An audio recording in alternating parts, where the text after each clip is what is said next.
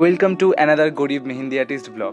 আগের গরিব মেহেন্দি আর্টিস্টের ভিডিওটায় তোমরা এত ভালোবাসা দিয়েছো যে আমি তোমাদের বলে বোঝাতে পারবো না।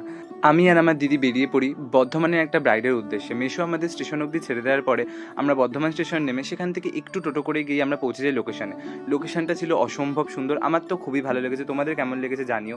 আর তারপর আমরা পৌঁছে গিয়ে কিছুক্ষণ বসে থাকার পরে খুব খিদে পায়, তাই আমরা সঙ্গে সঙ্গে টিফিন স্টার্ট করে দিই। টিফিন করে আমরা বসে পড়ি কাজের আমি বেশি ভিডিও বা কাজ করার পরেও আমি বেশি ভিডিও নিতে পারিনি, কিছু পার্সোনাল রিজনসের জন্য, সেগুলো আমি ইনস্টাগ্রামে বলতে পারবো না।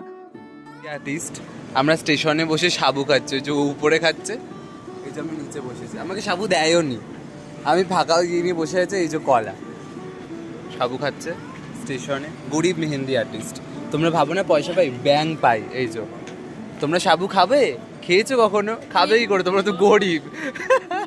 তোমরা জানিও তোমাদের গরিব মেহেন্দি আর্টিস্টের ব্লগ তোমাদের কেমন লাগলো। আর টাটা, আজকের দিনের জন্য এইটুকু।